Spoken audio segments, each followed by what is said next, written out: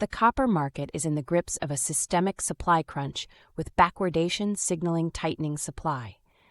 Chinese copper smelters are so desperate for raw materials that they are paying miners to convert their concentrates into refined metal.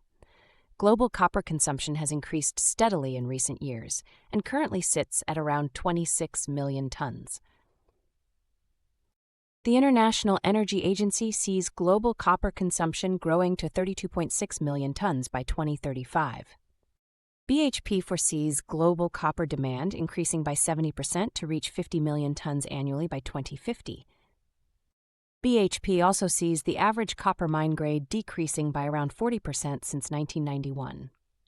And the next decade should see between 1/3 and 1/2 of the global copper supply facing grade decline and aging mine challenges. Existing mines will produce around 15% less copper in 2035 than in 2024. According to Swiss bank UBS, the current copper surplus will swing to a deficit exceeding 200,000 tons in 2025.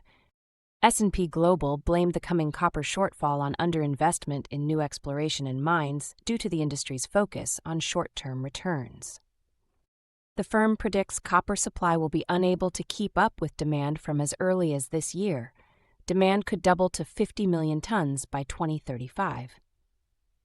Goldman Sachs found that regulatory approvals for new mines are on a downward trend, having fallen to the lowest level in 15 years. Crux Investor says companies are increasingly focused on brownfield assets rather than the greenfield exploration that could yield new discoveries. Early-stage exploration budgets have dropped to a record low of 28%, compared to the 50-60% allocation that was typical in the 1990s and early 2000s. In this tightening copper market environment, AOTH is focused on junior resource companies with large stores of copper in the ground. Thank you for watching Copper Market in Crisis.